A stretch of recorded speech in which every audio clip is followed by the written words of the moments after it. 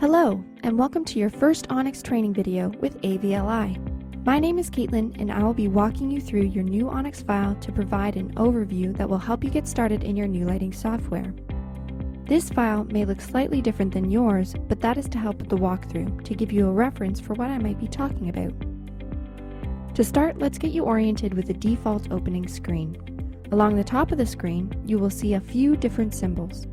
On the far right, you'll see an X to close the program, a square to toggle full screen mode, a line to minimize the window, two arrows pointing away from each other, which allow you to toggle any view into full screen mode, a question mark, which after being selected, will tell you what any and all symbols mean. If you don't want to come back to this video in the future, you can press this button at any time and then simply select whichever symbol you are curious about, and it will provide you an explanation. A speech box. This is a chat box between devices that are connected on your lighting console's network. A circle made of lines. This is your progress indicator that will let you know when ONYX is working on something in the background. 3 fader symbol. This will pull up a virtual console. You may notice that you also have a virtual console tab on the left. 2 screens. This will toggle pop-ups. On the far left, you'll see FM 100%. This is called your flash master. When you use the flash function on a cue, this is where you set the intensity output for that effect. GM 100%, this is called your grandmaster. This will display the value that your grandmaster fader is set to. The grandmaster fader will affect all active lights. A door symbol, this will toggle your task sidebar, which is where all of the tabs are located on the left-hand side of the screen. A monitor with a lock in it. This is where you can unlock your task sidebar to edit it or switch to a different workspace. And finally, you have the ONYX symbol in the top left corner. This will open a menu that has all sorts of options for managing your ONYX file. The most important tool that you will use in ONYX is called the keypad. The toggle for the keypad can be found right here, to the right of the pop-up keyboard. This tool will help you navigate through ONYX, create cues, and organize your space in just the way you like. You'll be using the keypad in almost everything you do, so it's important to remember where it is. The first tab you should see open will be the Groups, Preset Strips tab. Here you have half the screen dedicated to groups that have been created and half the screen dedicated to presets that you can create. This is an ideal page for creating and saving different looks for your stage. In a later video, we will be going over the functionality of this tab with more depth. The next tab is a Fixtures pop-up tab. This means that you can observe, select, and deselect fixtures no matter what tab you are already in. Fixtures is just a fancy name for any and all lights.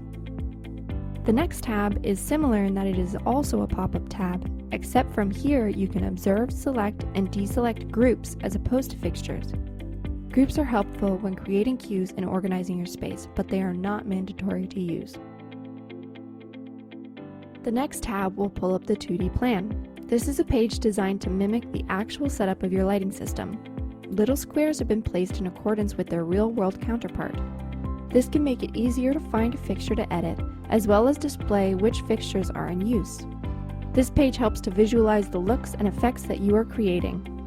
In a later video, we will be going over the functionality of this tab with more depth. The next tab is a Save Show button, which will open up a file folder to save the current show.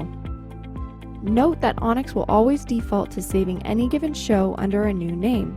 If you would prefer to always save it under the same name, simply select the previous save and record over it. It is my recommendation that you have at least a few different saves of the file, just as a precaution.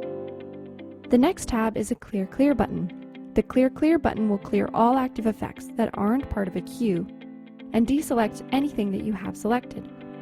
You can also use the Clear button found on the keypad to operate this same function. Hitting the button once will clear all active effects, and hitting it a second time will deselect everything you have selected. The next tab will open the Patch window, where you can observe all fixtures that have been patched in already, as well as patch in any new fixtures that you need. In a later video, we will be going over the functionality of this tab with more depth. And lastly, you will see a Virtual Console tab. If you do not have an M-Touch or an M-Play, but the monitor you have assigned to your lighting system is a touchscreen, then this can act in a similar manner to an M-Touch or M-Play. These are a couple of Obsidian's physical lighting consoles, which are not required in order to use ONYX. You can load different cues, edit buttons for each fader, and use this to run a show in its entirety. In a later video, we will be going over the functionality of this tab with more depth. Along the bottom of the screen, you will see a collection of boxes that are labeled 1 to 10. This is bank 1 and corresponds with the M-Touch or M-Play, as well as the virtual console page. To the right of the first 10 boxes is a more condensed collection of boxes 11 to 20. If you double-click these, they will switch places with boxes 1 to 10 to allow you to create cues or move cues here. To the left of all of these boxes, there is a box that is labeled Bank 1. If you click on this, it will bring up a selection of up to 500 different banks of cues. This means that you can have 500 different sets of 20 cues set up and ready to go. Just above this, you can see a button labeled Free, which is where you can find your licensing information, as well as a text line where all commands are typed and executed. To the right of that, you will find the keyboard pop-up button, just in case you don't have a keyboard with the computer, as well as the keypad button. The last thing to mention is your parameter adjustment center, which can be toggled by this arrow on the bottom right here.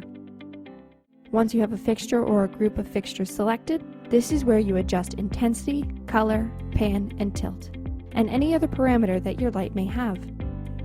This is important for making presets and cues. It also corresponds with the M-Touch and M-Play if you have one. The 4 faders on the right match the 4 faders in this pop-up.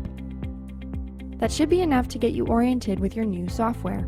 Look to our later videos for further in-depth descriptions of specific tabs and for tutorials on how to do some important and basic functions.